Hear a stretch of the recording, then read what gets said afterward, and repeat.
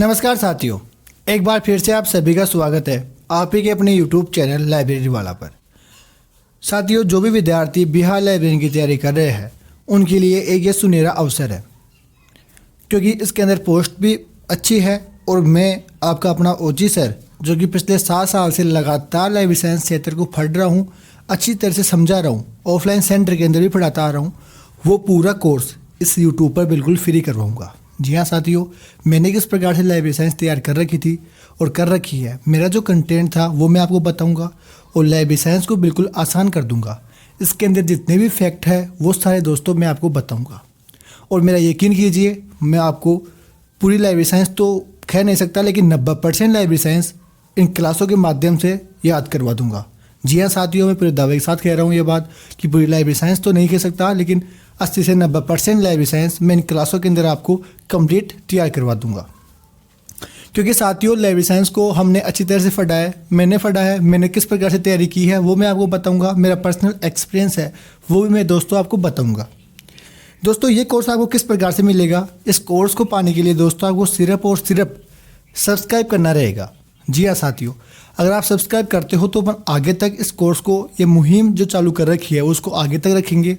बाकी आप सभी सपोर्ट नहीं करते हो तो फिर मैं नहीं कह सकता कि ये आगे तक चालू रहेगा या नहीं रहेगा, क्योंकि दोस्तों आप सब सपोर्ट करते हो तभी हमें अंदर से मोटिवेशन आता है।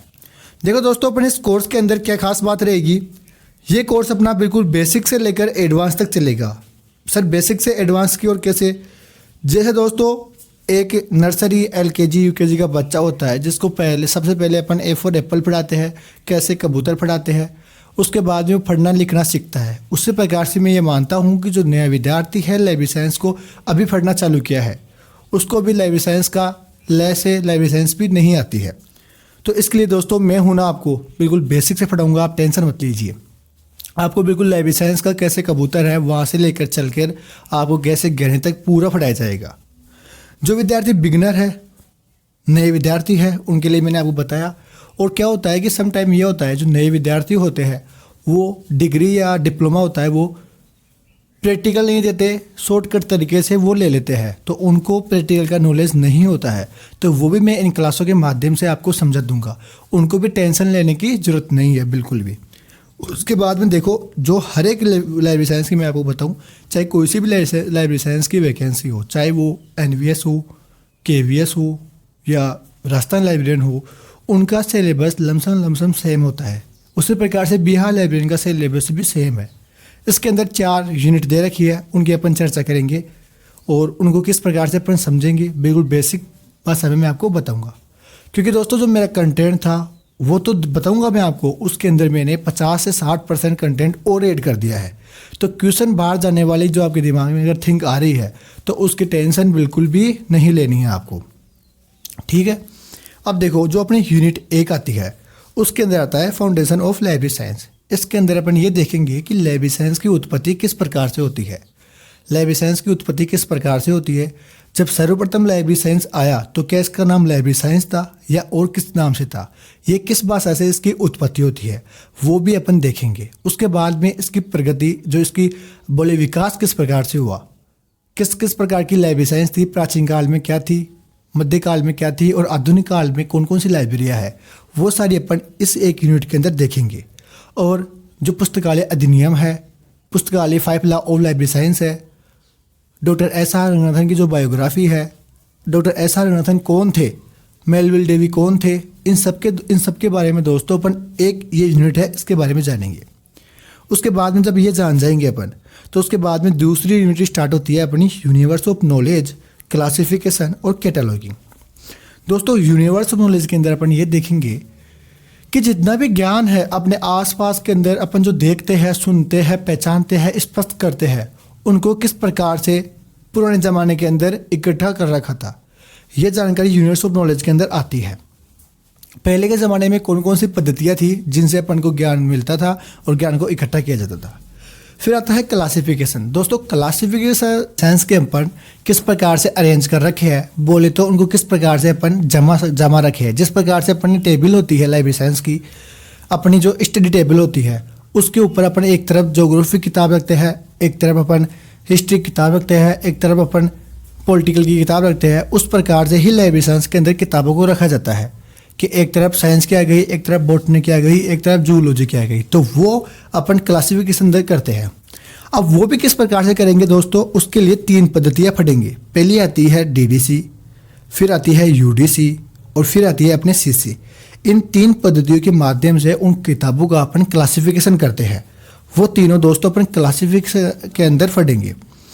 फिर उसके बाद में आता है कैटालॉगिंग। दोस्तों कैटालॉगिंग का मतलब ये होता है कि जो अपन किताबों का क्लासिफिकेशन कर रखे हैं वो किताबें किस स्थान पर है।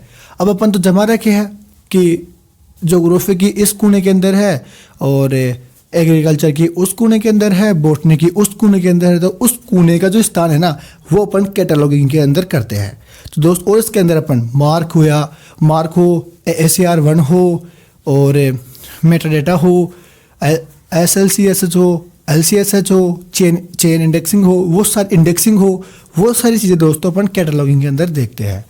तो वो भी मैं दोस्तों आपको बिल्कुल बेसिक तरीके से पढ़ाऊँगा, उसकी टेंशन बिल्कुल भी नहीं लेना है साथियों।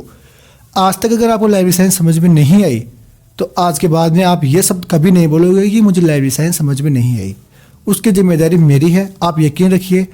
इस चैनल को बड़ा करना छोटा करना वो आपके हाथ में है। कई बार क्या होता है कि अपन व्यूज़ देखकर, सब्सक्राइब देखकर वीडियो देखते हैं, कोर्स लेते हैं, तो वो एक, मैं मानता हूँ कि एक वो गलती होगी, आपकी मंदबुद्धि होगी। मंदबुद्धि इंसान ही होगा जो ये काम करता होगा, बाकी व्यूज़ लाने वाले ना लाने वाले विद्यार्थी आप होते हो।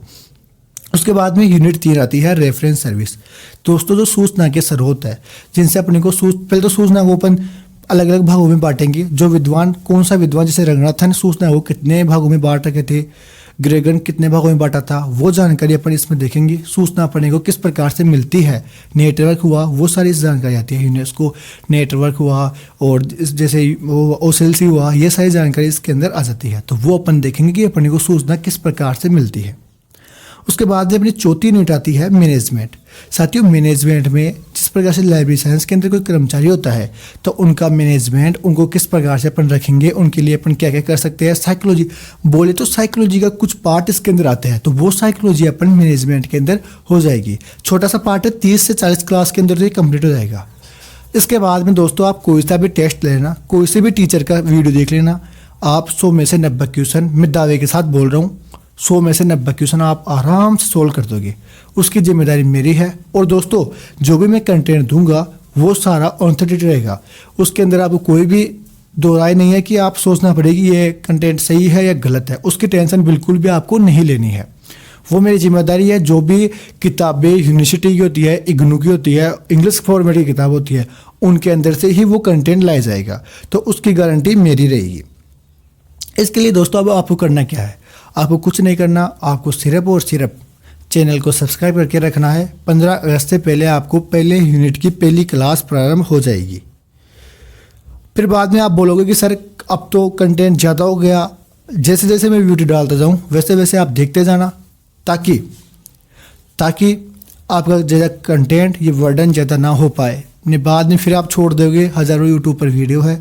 अभी अपना ये बेसिक से कोर्स चालू हो रहा है, तो आप अभी से जुड़ जाओ, ताकि जब तक ये कोर्स 2-3 महीने के अंदर कंप्लीट हो तब तक आप देख लो। और बाकी जब तक आप इन क्लासों को 2 से 3 बार नहीं देखोगे तब तक तो आपको समझ में बिल्कुल भी नहीं आएगी। तो आप 15 अगस्त से पहले पेन कॉफ़ी ले लो और तैयार हो जाओ। लेकिन याद रखना साथियों, अगर आप सपोर्ट करते हो तो ही ये मुहिम आगे जाएगी, वरना ये पीछे भी आ सकती है।